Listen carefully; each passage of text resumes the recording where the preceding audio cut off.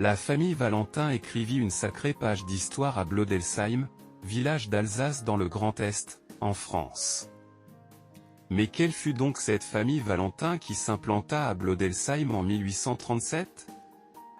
Georges Benoît Valentin, avocat strasbourgeois, légitimiste, refusant de prêter serment à Louis-Philippe en 1830, fut rayé du barreau.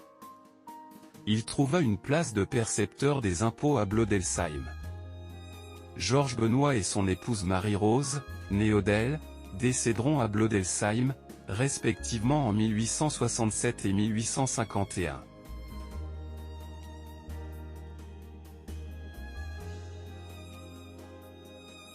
À Blodelsheim, la famille Valentin habita dans cette maison de 1843 à 1913.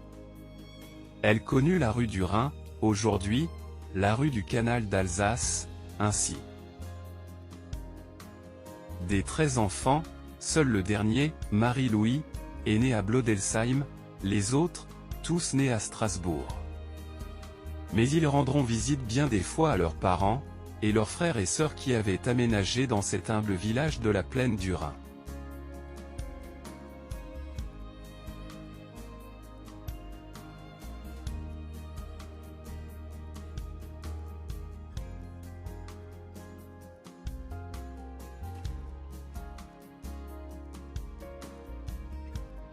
Évoquons les filles, 4 d'entre elles seront religieuses.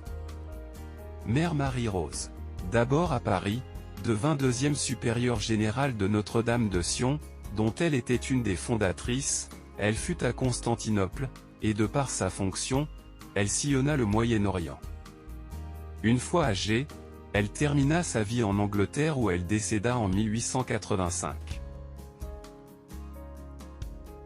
Mère d'Ilecta et Mère Electa, dans le sillage de leur sœur aînée, furent aussi supérieures de Notre-Dame de Sion, à Constantinople, et à Smyrne. Mère Aurélie, fut religieuse de la congrégation des Sœurs de Ribeauvillé. Octavie, fut commerçante à Blodelsheim, elle décéda en 1913. Marie-Edmond, Valentin fut officier de carrière, il est élu député du Bas-Rhin en 1850. Arrêté, lors d'un coup d'État en 1851, il s'exile en Angleterre, où il devient professeur dans une école militaire. Il ne revient en France qu'en 1870. En septembre de cette année, il est nommé préfet du Bas-Rhin. Il défend la place de Strasbourg contre l'envahisseur prussien. Il rejoindra la France où il sera, tour à tour, préfet du Rhône, puis, élu représentant de Seine-et-Oise, puis devient sénateur du Rhône. Il décède à Paris en 1879. Évoquons Marie-Jules Valentin. Il fut militaire de carrière dès 1850. D'abord en garnison à Neuf-Brisach. Puis il participe à des campagnes en Algérie, en Italie et fit la guerre de Crimée. Survient la guerre franco-prussienne en 1870 et 1871, il fut de la bataille de Sedan, où il est donné comme mort. Il réapparaît. En octobre 1870, Marie-Jules Valentin intègre la première légion du Rhône qui vient d'être créée. Le commandement est confié au colonel Seller. Les avis du commandant Valentin sont très écoutés. On le voit ici sabre au clair. Connu pour sa voix de stentor, et son accent alsacien. En décembre 1870, la première légion du Rhône subit un choc frontal dans la bataille de Nuit-Saint-Georges.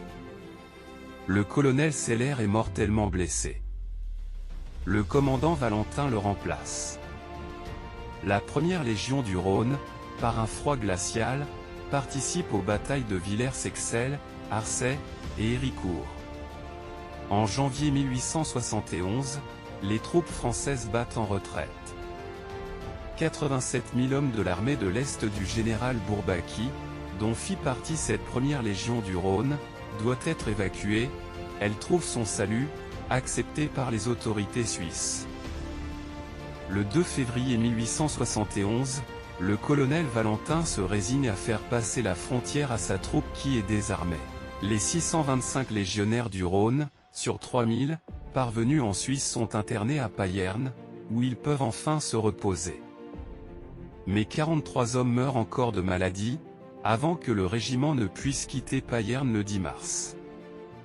Le colonel Valentin et les légionnaires sont emmenés en train et bateau jusqu'à Genève, de là, ils gagnent à pied Chambéry, où ils sont démobilisés. Il publia l'ouvrage « Une histoire de la première Légion du Rhône par un officier supérieur de la Légion ». Dans sa vie civile, il a dirigé une exploitation forestière sur la Drave, dans le Doubs. Il vint plusieurs fois à Blodelsheim, rendre visite à sa sœur Octavie, ce qui, pour un ancien militaire français, ne fut pas sans danger dans une Alsace allemande. Une cachette était d'ailleurs prévue pour lui dans la maison familiale. Il fut célibataire. Il décède à Vesoul en 1905.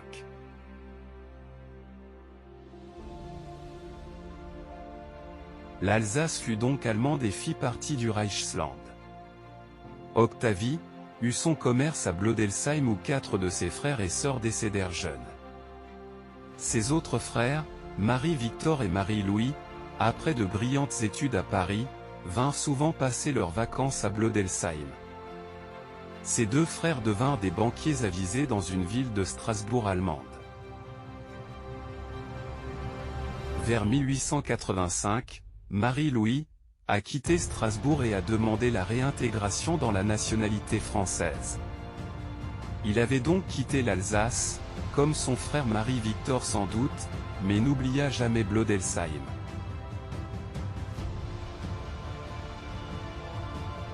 À la fin du XIXe siècle, lors d'une année de sécheresse, il vint en aide aux petits exploitants, en leur faisant livrer du fourrage.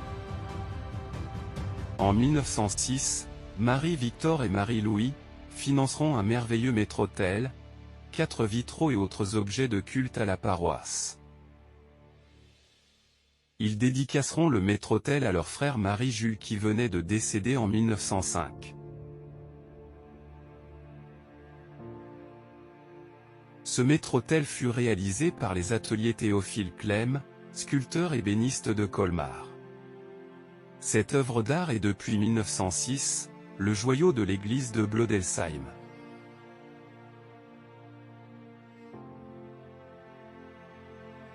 En signe de reconnaissance, la paroisse de Blodelsheim fit apposer une dalle en marbre sur le mur du transept nord de l'église. Ses frères Valentin furent vraiment des mécènes incroyables. Marie-Victor décéda en 1912, et Marie-Louis en 1917, le 22 novembre, jour pour jour, un an avant l'entrée des troupes françaises à Strasbourg, en novembre 1918. En 1961, le village de Blodelsheim reconnaissant, invita M. Wenger Valentin, petit-fils de Louis, et toute sa famille, venir inaugurer la rue Valentin, afin que le village garde une trace indélébile de cette famille Valentin à Blodelsheim.